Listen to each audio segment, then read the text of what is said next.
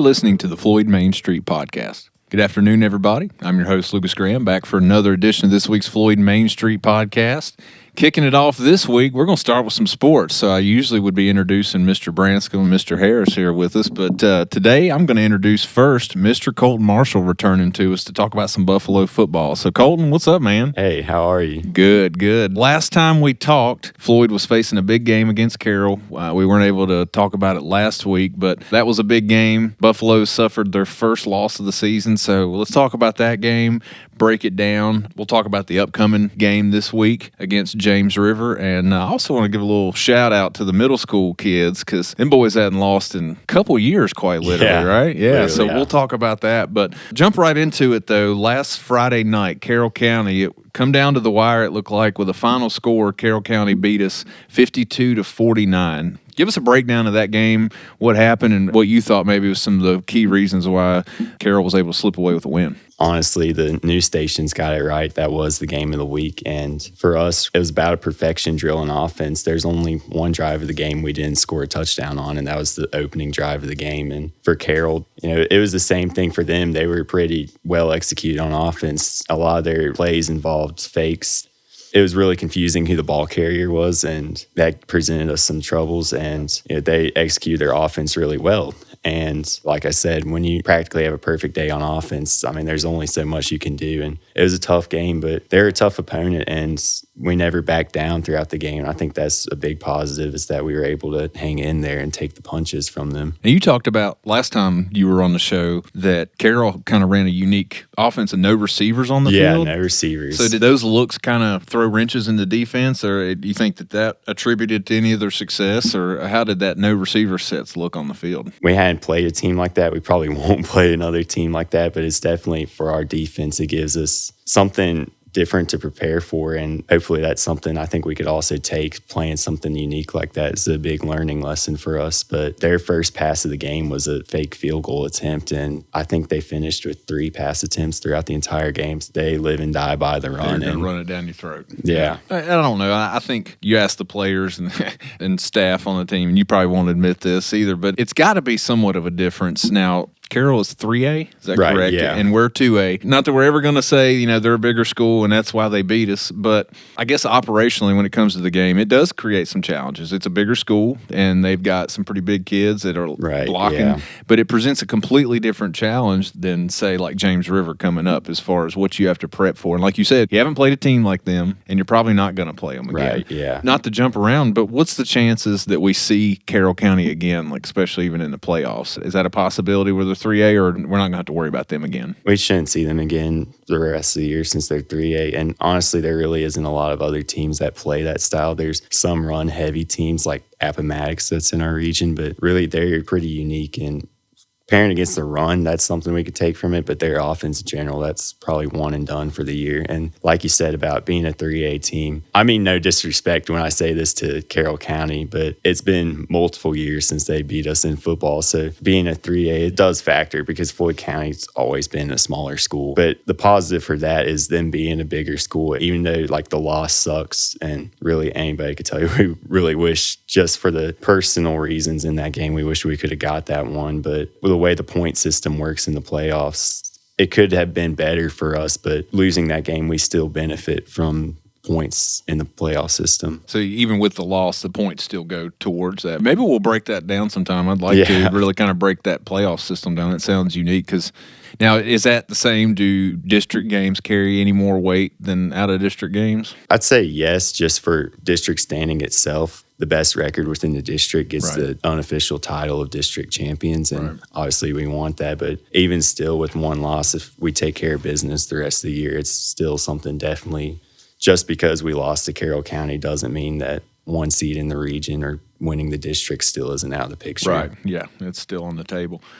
Looking forward to the game this week. We're going to be at James River, correct? Yeah. Tell me about James River. I don't know anything about them, so tell me what kind of offense, what kind of system are they running? How are you looking? What's our scouting report on them? Well, they're probably the complete opposite of Carroll County. They're a spread offense, which they typically favor the pass more than the run, so it's about a complete 180 from what we were preparing for last weekend. It's something that I would say is a strength for us defending the pass over the run. So it's definitely something that's advantaged Floyd County in that area. Yeah. And when I think about position groups on defense, and I think about when you played Carroll, like I think about the linebackers, right? So your linebacking crew and how they have to prep against a run-heavy team and then turn right back around the next week, your linebacker core's got to be prepping for a pass-heavy team. So that's dropping them back in coverage more, I'm sure. Right, yeah. And so is there any one set of position group, whether it be the linebackers or your DBs or anything, that you feel like when you go from back-to-back games, from a run-heavy team to a spread offense, pass-heavy team,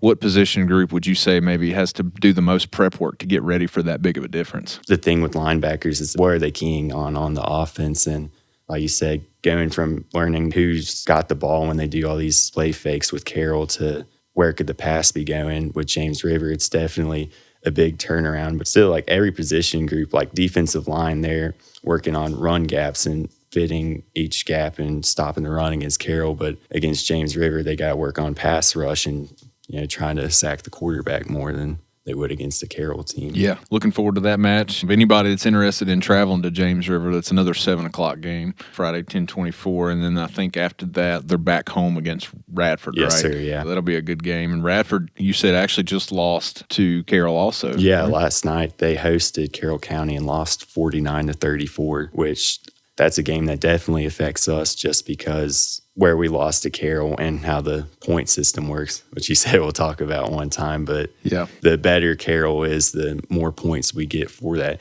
And we play both teams on the year, but that matchup definitely affects us, not in the most important ways, but it still affects Floyd County in our season too. Before we jump into the middle school team and brag on them a little bit, I want to bring something up that I thought was interesting, because the first time that you were here, we were talking about Sam at quarterback and his mobility and how the quarterback position has evolved to where being a mobile quarterback is almost essential to a lot of these offensive schemes.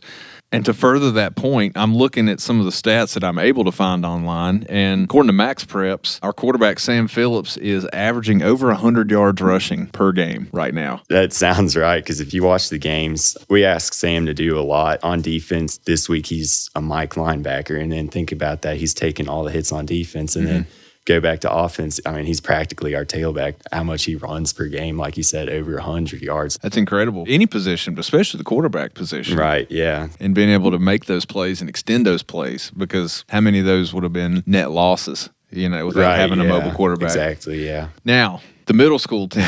We got to mention this, right? I know you caught a little bit of flack, I think, for talk we all sticking to varsity, but our middle school boys have went undefeated 2 full seasons now. Yes, sir, yeah. That's incredible. Yeah. What do you think that means for the program as a whole? I mean, these kids are going to be moving up, obviously, in varsity, but what's your take on that, what you're seeing with that program? Coach Darren Booth, he's doing an incredible job, because those kids have all the talent in the world, and a lot of them are going to, honestly, they could be playing varsity next year just with how talented and gifted they are, and having great coaches like that can develop these kids and help prepare them for the next level. It's just a bright future and a bright outlook for the program. A lot of Floyd County residents had gotten used to over the years with Coach Bill, and it's just having that, talked about the first episode, that next man up mentality, right? Yeah. But that extends to the middle school, right, as far as having that next man up when those underclassmen step up. And I love to see that with the program. We're seeing that come back, that kids are getting invested in the program even at a middle school age, which just preps them to be even more ready when they set foot in varsity. So, all right,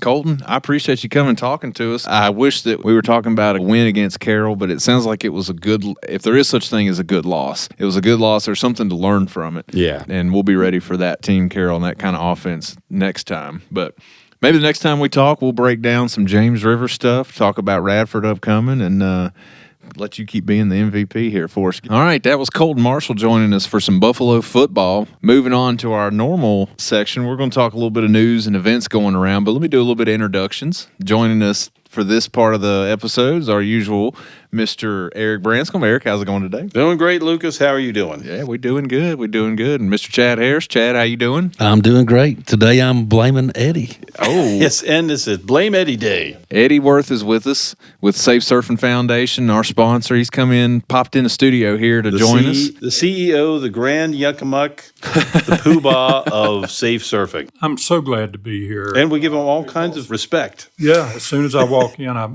thrown under the bus for my Kentucky Fried Chicken. I still like it. What's new, Eddie, with Safe Surfing? What you been up to? Well, let me jump in real quick, and then I'll take off. But today was the day that the Safe Surfing Foundation rolled out the Internet Safety Education Program in all public schools in West Virginia.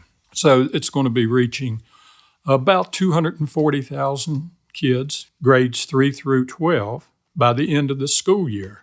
Then Governor Jim Justice signed a bill making internet safety education mandatory in all public schools on March 20th of 2024. And today they implemented the Safe Surfing program, which we are extremely happy with. We just can't seem to get the legislators in Virginia to want to put together a program that's got some real teeth in it that the kids will really learn from. It's already going in certain other states as well. Isn't it going to North Carolina some? It is. We've got our Team Cyber SWAT program going there, which is more of an analog program. This is more of an AI program. Okay. But we're going to be moving that up to the AI program by the end of this fiscal year. So we're real excited about that, but we need some help out here getting laws passed that's really going to put some teeth into educating our kids. And we've found over the years, and I've been doing this about 20 years, that the peer-to-peer works much better than anything we've seen. So I'm excited about that. We had the Secretary of Education, the Assistant Secretary there today up in actually Nitro. That's where we rolled it out at Nitro, Nitro, West Virginia. Nitro, West Virginia. Yeah. So now it's going to go full scale, and hopefully this will get across the country. So we're very, very excited What's about this AI stuff as it pertains to Safe Surfing and what you do in the organization, but how's AI going to be implemented with that? We're using characters that you can actually communicate with in the movie game program. And we've got another program called Deputy that we're going to be rolling out a little bit later, to where the student can actually go on an app, speak to an AI character, and tell this character what problem they're having, and then that character will tell them back appropriately what they should do. Go to a trusted adult, go to law enforcement, do this, do that, don't do this. Jed, looks like you're out of a job. Yeah, it seems that way, doesn't it? I hope it does. I hope it puts you guys out of a job. Thanks, Eddie. Finding out who my friends are real quick today. Ain't it? Well, when you threw me under the bus on the chicken. But I mean, that's cool, because I just read an article the other day that talked about some ethical issues with AI. But it was some student, he was a high school student. It wasn't anywhere around here, but essentially he had been conversing with ChatGPT, and ChatGPT actually give him like step-by-step instructions on how to Bad information. Yeah, And how to commit that suicide. And happens. so, Yeah, but that this is AI that is designed to help the kids when they reach out. 100%. And we have to have insurance just in case something gets sideways. You know, we are so new into this AI world. Yeah. So we really don't know what we don't know, if you will. But we have tested this program for a long time now, and what we rolled out today is on time. It's ready to go, and very excited about it. You're talking about where it would be one human person could interact with one other child or juvenile in this situation at a time. But this AI, I mean, you could however many kids reach out to it. Fixes a manpower issue. It does. And we're taking the burden off of teachers. My wife was a teacher for like 30 years, and when I started talking about this program, and she's going, well, it's one more thing a teacher's going to have to deal with. And I'm going, no, it's not. The way we've got this in an app form, the kids can do this at home. They can do it on their laptop. They can do it on their phones to get involved to learn. So it's pretty cool and very expensive. So Well, it's exciting to see that getting rolled out finally. yeah, we would love to get our community involved and help us with donations. Safe Surfing's a 501c3, so everything's tax deductible, but we're spending an incredible amount of money putting these programs together. All centered right here in Floyd, This is world headquarters. in the Safe Surfing Plaza. Exactly. We need to change that on the sign out there. I think we do. We'll come here like a little after midnight. Don't you worry. But guys, thanks so much for letting me talk about it. Yeah, I really absolutely. do appreciate Yeah, it. thank One you, more Eddie. question for you, Eddie. For any of our listeners who's listening and they want to reach out to their political representatives and say, hey, we need to get Safe Surfing on the books here, what topic, or is there anything specific that they should address if they want to reach out to their lawmakers? Internet safety education That's the key topic that we want to talk to them about. And we've already talked to Senator Stanley, who's our state senator down in the Smith Mountain Lake area. And I think he may even come up here. Yeah, he covers Floyd. Yeah, okay. That's part of Senator Stanley's part of Floyd. And we've talked to Representative Wendell Walker. And both of those guys have put bills in just like we want them. But by the time it goes through committee, it gets so chewed up in that process. When it comes out the other end, it looks like a totally different bill. Yeah. I've seen many bills die in subcommittee. Yeah, even if they go through, they chop it up. But in West Virginia, that bill went through as written with 100% unanimous votes. Both sides of the aisle, first time, boom, done. All right. They see the importance of it. They do. They do. Good deal. That's pretty exciting. Good stuff. Thanks for popping in and sharing that with us. Hey, not a problem. Headed down to the Moose Lodge. Let's get ready for Ross Chastain tomorrow from 1 to 2. That's right. Yep. That's right. We got that a little spoiler alert, I guess, for anybody that might listen to this before listen to our interview. Yeah, that's all right, though. But, Eddie, I sure appreciate you. You're more than welcome to hang around for the whole episode. I'm good. All right. He said he's got things to do. He's got some KFC runs to go on, doesn't he? Yeah, I got to go get some chicken. Get some chicken. All right, guys. All right, Eddie. Thank you, Eddie. Appreciate you, man. Eddie Worth with the Safe Surfing Foundation. It's always good to have him in studio. He's filled in for Chad a couple of times here. And like Chad said, I think before the show, it's like every time we have Eddie on, the numbers go up. So we're going to have to him and Colton are just going to be staples. I was going to say, maybe there's somebody we could do without, perhaps. You think there's maybe one? I don't know. You ain't going to be able to snuff me out that easy, buddy. Time to cut the dead weight off. Well, let's jump into what we normally would jump into at the beginning of the episode, which is our news headlines. I know we got some chili cook-off has happened. We talked about that. Early voting still underway. A No Kings protest. We've talked about it before, but it actually had a really big turnout this past week. But several things we can break down and talk about. Well, I was thinking we'd jump right into the event that a lot of people were talking about was the No Kings rally that happened on Saturday. Yeah. We had a couple hundred people show up. This was the part of a nationwide event, but this was the locally. Like I said, we had people that were around, mostly around the courthouse, right at the stoplight. There was a lot of signs being waved and so forth, but it was part of a larger event. There didn't seem to be any trouble with it. I mean, I know that there was a couple of deputies on duty checking it out from time to time, but I think that the worst was somebody standing on the grass when they shouldn't have been standing on the courthouse grass, and then they stepped off of it when they were asked to, so... That's what I was going to ask, Chad. Was there any calls? Did the sheriff's office have to get involved with this protest at all? We monitored it. Everything went smooth for the most part. Like Eric said, we had that one incident, but nothing really to speak of. Mm-hmm. It was a pretty good-sized turnout. A couple hundred, is that what you said? So that's just what the deputies that were there telling me at the time. Okay. That they were estimating, but no, it wasn't any problem. They kind of watched things for a little while, and then they started around 11, and they broke up around 1 o'clock, and that was that. Tell you what, Chad, another event that brought in hundreds of people was the chili cook-off. The chili cook-off. The chili cook-off. Tell us about it, Chad, and it's going to be a little unfortunate having to tell who won. And we fought hard. I mean, we did. Not biased here. They're not y'all's coverage isn't at all biased. Yeah, I think we brought a good recipe, brought it out, and we fought hard. But at the end of the day, the judges voted for the fire department. They took home the crown there, and congratulations to them. Their chili was good. I tried it. I mean, I thought it was delicious. The secret recipe they weren't willing to give up. Right. I found out, though, we lost by one judge. One judge, Eric. Yep. So, side note, Eric, were you a judge for this? I can't comment on that. Yeah. Speaking of cutting off dead weight. No, it was good. It was a good turnout. Maybe somebody worked a little harder on their recipe. It can never be duplicated, Eric. Never. Yeah, what we decided to do was the four of us that participated from the sheriff's office, we all made our own recipe, and then we just combined it together.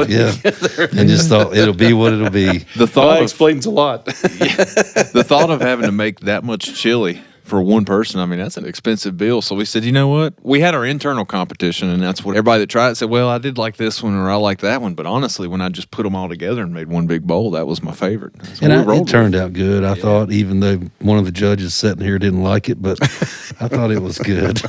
It was a good turnout. Anybody that didn't The band make it, was great. Yeah, Jerry Wimmer. Who was the band? Wasn't the works, but it was one of Jerry Wimmer's other side bands there. They were killing it. Yeah, he done a good job. It was just a great outing from the community. Good support to the rural club, and we raised a little money. It was a great time. Tyson was out there having a good time. Courthouse dog. Was he on duty in uniform? Do you have his badge He was on? in uniform and on duty that day. Okay, all right. He was wearing his badge of authority, but he did not have any chili. Chili has an adverse effect on him. It's a delayed effect, but it's an adverse effect. For anybody that don't know, our podcast dog here, he has walked by me countless times here in the studio. It's just in the last few minutes. And I would have been convinced he was eating chili. Yeah, We love him. He's got a reputation. Yeah. Early voting, it's still going strong, but of course the election day is coming up soon on a couple Tuesdays from now, but it's going full steam. I mean, we're averaging, probably over 100 people a day? At least, if not more. It's very strong at the courthouse. I mean, we're making record numbers. But early voting's only really been in the past couple of years. But people are really getting used to it. I think they like it much more. But you're talking about, something like 45 days of voting. So they don't have to go and vote on the one particular day. So people come in when they have time. And I think we've got a couple of Saturdays coming up. That's all covered in our special episode we did on that. Eric, maybe you don't know, but how does that work as far as all the early votes? Do they have to wait until the night of the election is over to count all those early votes? Are they Exactly. kind of counted up to early voting ending? Like, how does that work? They go through a process of certifying the early votes, but they don't actually count them until the night of. So what happens is all the votes get counted at the same time. see. Then I think you have some mail-in votes that get counted a little bit differently.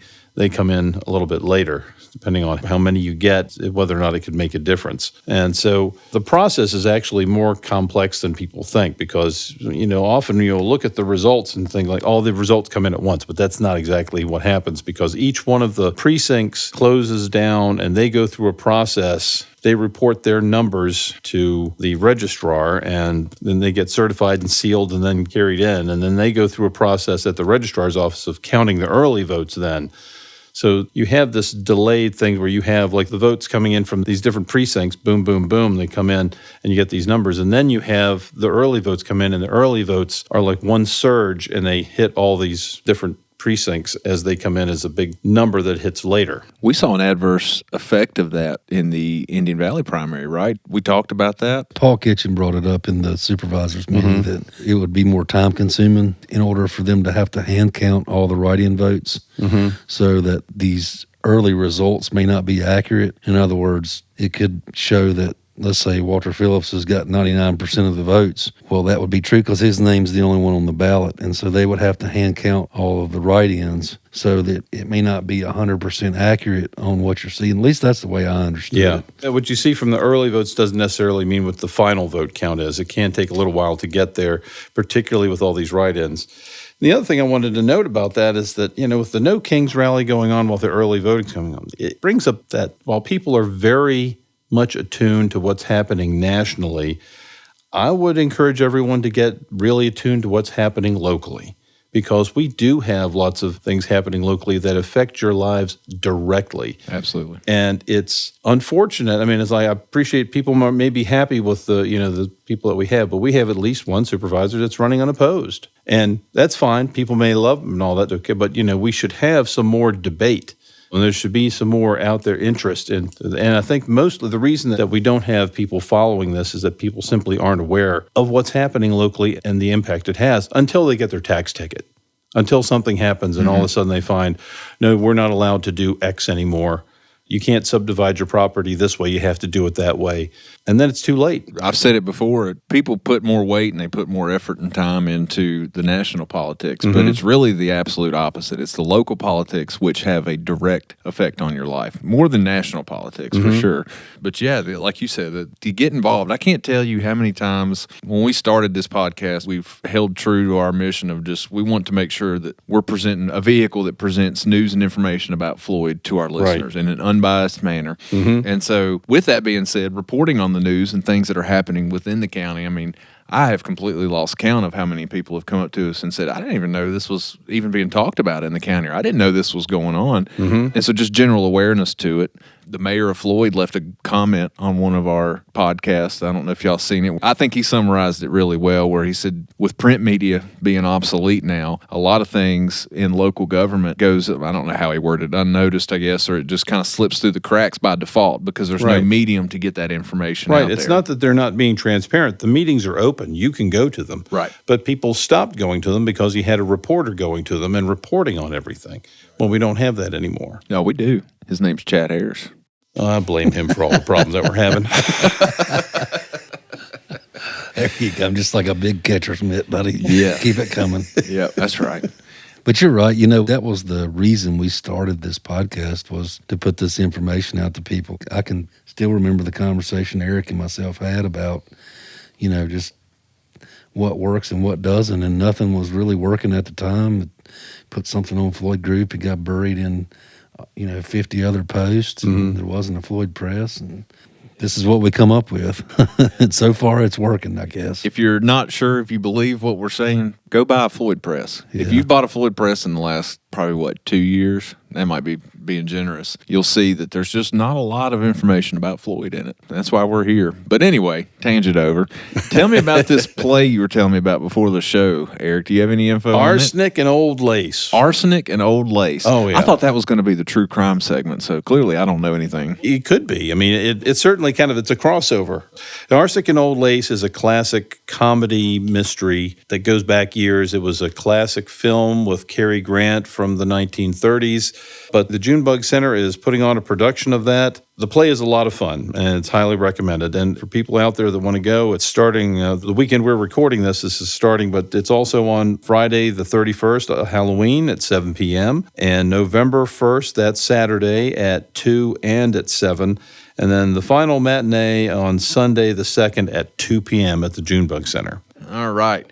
That, I think, covers us all for the news coming up. We've talked about it for 2 weeks now, but there's a lot of trick-or-treating, a lot of events coming up. It is now Halloween week. Halloween. So we can really break down a lot that's going on. I'll kick it off because I mentioned it once already, but for those that have frequented or visited the Artisan Market, October 31st on Friday, they are doing the Spooky Artisan Market, and that is at the Community Market Pavilion, 203 South Locust Street.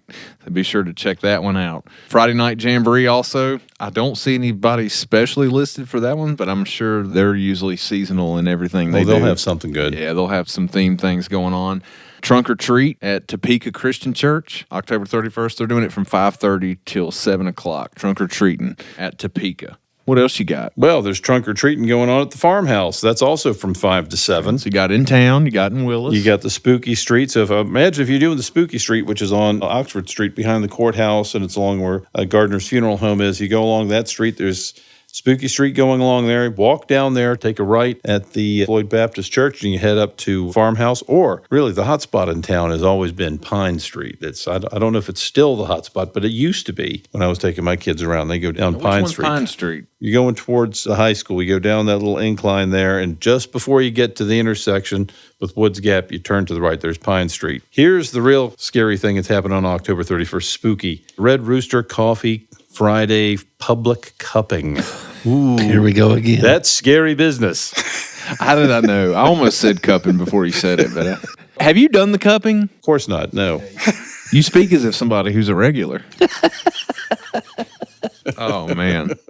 Moving on, we've got the 4th annual Willis Arts and Craft Fair. It's November 1st from 9 a.m. to 2 p.m. Come browse and shop with lots of vendors during the 4th annual Willis Arts and Craft Fair, and that's located at Terman's Sports Complex at 401 Kyle Weeks Road in Willis. I didn't even know they did that. Yeah, they've been doing that for a few years. Well, Yeah, 4 years 4 now, years. I guess, yeah. They've had to move it around a little bit. For a while, it was the same weekend that you had the craft fair, and so Yeah. That's it why a was- lot of there people was- don't know yeah. about it then. they were in competition, and it was a little bit hard on. But I think this should do pretty good because And that was a lot of Terman's, fun. I'm sure it's a good venue to hold something like that. I mean, as far as getting your Oh vendors yeah, and stuff you set got up. several rooms Good set up. parking. One other event we've got coming up, which is on Halloween night, October 31st, from 8 p.m. to 11 p.m. You've got the Epperly Mill Music and Arts presentation, and it's a night of soulful, upbeat blues with John Tavius Willis and his band. And that's a dinner and a show, according to our Mr. John X over here.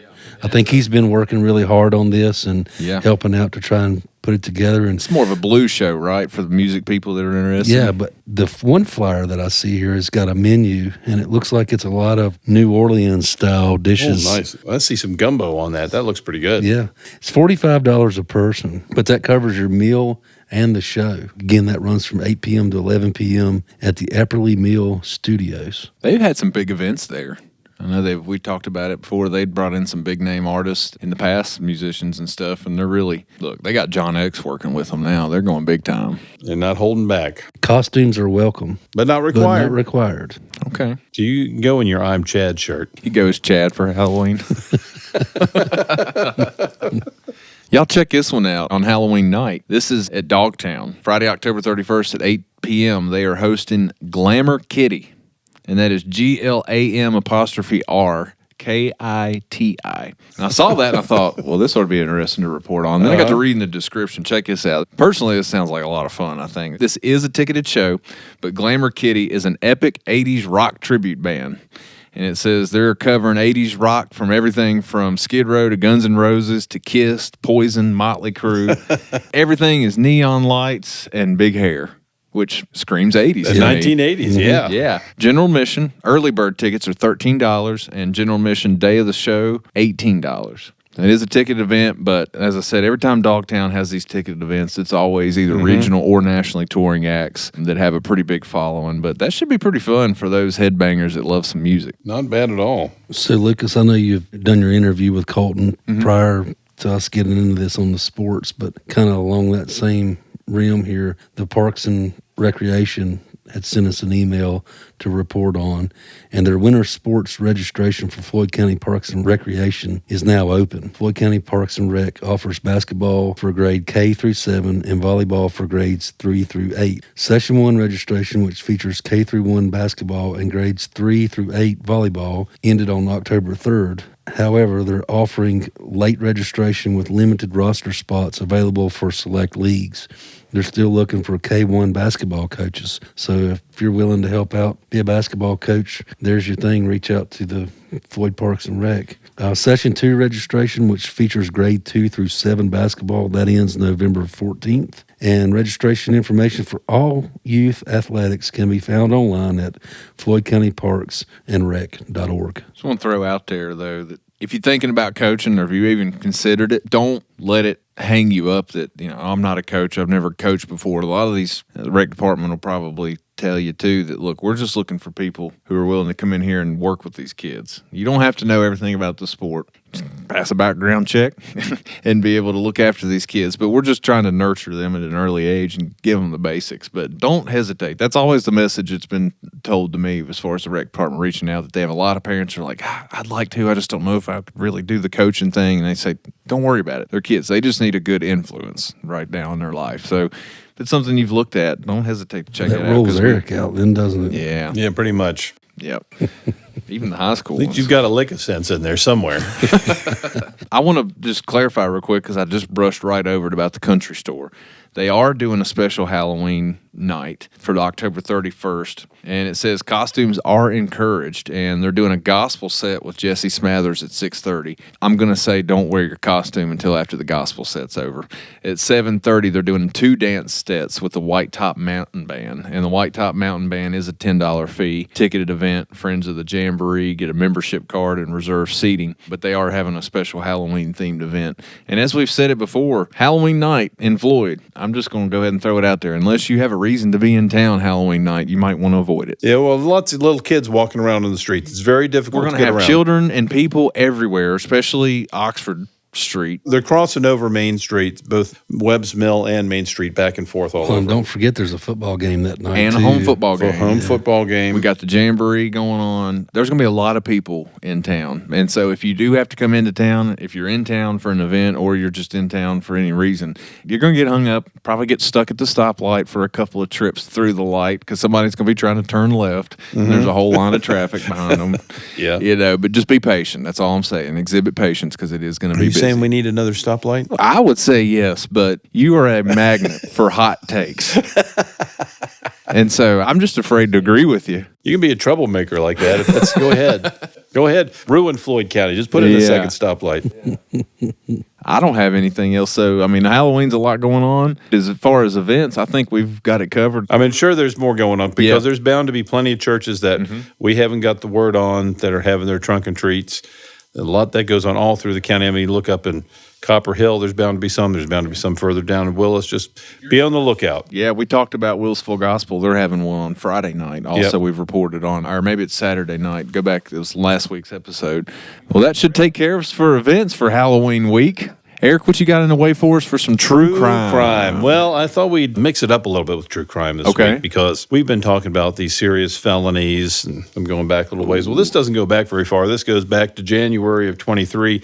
But we're going to go into the lower courts in juvenile and domestic relations court and general district court. So we're not going to mention names on this particular case, but it was a little out of the ordinary. And for those people who like some of the things that people do to each other and how unusual it gets, you might like this one. So it was January the 11th of 2023. The sheriff's department got a call from a gentleman who was in somewhat of a panic. He was sitting in his truck in his driveway. When the deputies arrived there, they found him sitting with his dog in his pickup truck at the end of his driveway, and outside of his truck were a series of knives. Apparently, the way he reported it, that when he got home, his wife of several years, who he'd married after she'd spent time in prison for stabbing her prior husband, had been drinking fairly heavily and got mad at him. And then she started to grab knives and come after him. So he ran outside. Now, he ran outside to run around the building. She thought he was running outside to get in his truck. So she ran outside, saw that he wasn't in his truck, and slipped the brake off his truck, put it in neutral. So the truck goes down the driveway, downhill, just rolling free. So, of course, he has to come out from hiding and chase after his truck, which was pretty much kind of played into her hands as well, because he's running after the truck to keep it from going off into the road and whoever knows where else, and his dog's running after him. And then she appears with her knives.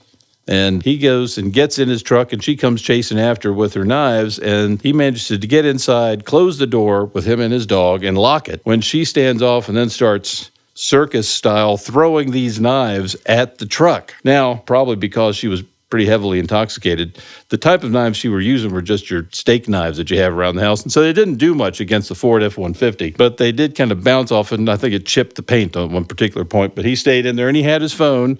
And sure enough, when the deputies arrived, they found this pile of steak knives at the side of the truck, and him sitting inside, afraid to get out.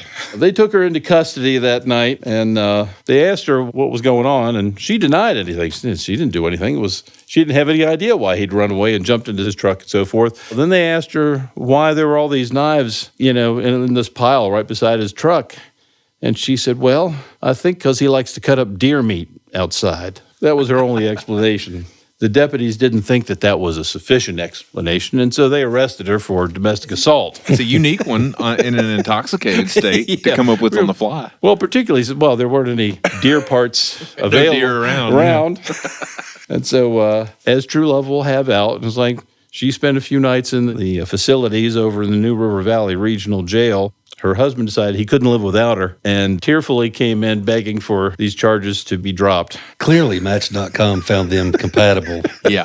That's how they met. Now, you might be surprised. In the meantime, since then, unfortunately, they were not able to patch up their differences in the long run, and it's a surprise to everyone that didn't quite work out. But they certainly gave it a try. I think you got to draw a line in the sand when she's pushing your truck down the driveway without anybody in it. It may be an indicator. We might call that a clue. I thought the clue Red would flag. be that she stabbed her previous husband. Fair. It might have had enough, but he knew that going into it. Curveball question. I asked you this question last week as drug use pertains to crime. Mm-hmm. What would you say the correlation with intoxication and domestic disputes? Yeah. It's very high. I mean, I wouldn't say it's 100%, but it's near 100%. Kind of like drug use. It's very up there. You find that quite frequently. Yeah. One side, both sides, usually both, but it's usually the perpetrator. That makes me think of a comical incident that happened here a number of years back. And Eric, I know you're going to remember this when I start talking about it, but this guy comes up to the courthouse parking lot late one night. It's like in the middle of the night, 2 or 3 o'clock in the morning, and he starts trying to do burnouts. He's got like a front-wheel drive Chevrolet, and he's dumping the clutch, and he's trying to do burnouts in the parking lot to get the attention of law enforcement, in which one of the dispatchers finally sees this guy out in the parking lot, like, what's he doing? He's about done hit their couple of police cars and everything else. So they call one of the deputies. He shows up, and the pursuit ensues. And it's like, cue the clown music is all I could hear watching these cameras, because the deputy was just chasing him in his police car round and round the courthouse parking lot. They take off and they go down 221, and he ends up crashing at Topeka Church. And come to find out, he knew where drugs were at, and he was trying to get the officers to chase him so that he could take them to where the drugs were. That's what that whole situation was all about. So a mastermind that misunderstood. I'm assuming just coming to the office and just telling a deputy about it wasn't on the table. Too easy. Do you remember that? I don't remember that one. I'm sorry. I have seen the dash cam footage from that one. That was, that was a good one. Well, true crime lovers, hope you enjoy that segment. I think that next week I'll see if I can dig up our report on the Green Dragon of Floyd. Are you being facetious? No. It's the Green Dragon. Yeah. Chad knows what I'm talking yeah. about, so we'll leave that as a cliffhanger for next week. We can hear about the chase of the Green Dragon. It's the only pursuit that I pulled for the other team. Okay. I'll tell you that way. Okay. There's your cliffhanger. So tune in next week. Same Yeah. bat time, same bat channel. All right, guys. This is Lucas with Floyd Main Street Podcast. Got a very special interview for you today. Joining me is our NASCAR Cup Series driver, Ross Chastain. Ross, how are you doing today? I'm good, buddy. Getting ready for practice and qualifying this afternoon over in Martinsville. So Yeah. good to make a stop over here in Floyd. Yeah, appreciate you making the pit stop here in Floyd and helping out the Moose Lodge here, one of your sponsors. And this interview is brought to us by the Moose Lodge, so we appreciate everybody involved with the Moose Lodge for helping us out and bringing you to Floyd today. You know, I want to start out with your upbringing in life, talking about being a watermelon farmer in Florida, and NASCAR's roots go back to a lot of blue collar stuff, including moonshine and Curtis Turner, as from Floyd, from the early days of NASCAR. But talking about growing up in that and moving to the NASCAR series to go to be a pro driver from being a farmer. You said that racing and farming have a lot in common: patience, timing, and trusting your preparation. But if you had to describe your driving style like a farmer would describe season, are you more of a plan early and grind it out kind of guy, or do you wait for perfect weather to make your move? Gosh. I mean, I guess I would usually wait and let it be right and then grow the best crop. Yeah. But I'm not farming, so I don't have to make that decision. Yeah. So I know specialty ag, more especially like veg for watermelons more than row crop, but we're trying to plant the earliest we can, and we start in Guatemala and then in the States for Florida all the way up. Oh, wow. And we are planting as early as we can, and we follow the warming pattern of the country. So we are on the cutting edge of the warmth, and it's still a little cold a lot of times, too cold, and we'll have a freeze every now and then, and that'll knock us back. But to have your harvest in the window you need it to, you've got to push that limit, and that's just the way the world works. Yeah, absolutely. And you've gone from running unsponsored trucks to being a Cup Series driver, and now you're the face of Trackhouse. Do you ever worry about losing that like underdog mentality now that you're the face of it? Does that change anything for you? It does. That's what dictates everything. It's what funds our team to hire enough people and buy the parts and pieces we need. So it definitely, I have all the tires I need. That wasn't always the case at Martinsville. I have the best engine I could have for Chevy. I didn't always have that in the different series. So definitely it's evolved and changed, and I don't feel like an underdog in the number one car. Yeah. Now, you put me in a different race car, and although I'm the same, might feel like an underdog if you put me in a car that wasn't as highly funded. Right.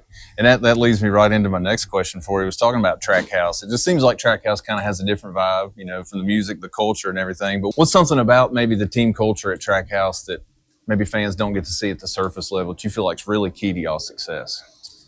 Well, there's a foundation there that was Chip Ganassi Racing, and that's where the number one team that you see now was the 42, and we grew into be the number one. And now we've grown to three teams, and I think that, like any industry, and really with social media, you show what you want to show, and you don't get to see the behind the scenes. And there's hard conversations sometimes. There's people that get let go, and that can be public facing, like drivers and crew chiefs, and that can be not public facing with mechanics and engineers and people on the floor. So we're a working operation. It's an industry just like anything else, and people don't see all of the hirings and firings that happen. Right, absolutely. Well, I don't want to take up much of your time. I appreciate you even willing to sit down and talk to us, but I want to leave you with one question I felt like was a fun one to end on. So if NASCAR were to ever do a race where everybody had to drive farm equipment instead of NASCARs, who do you think would win, and what would they be driving? Would it be like a combine, a tractor? What do you think would win? Who would pull ahead in that kind of race?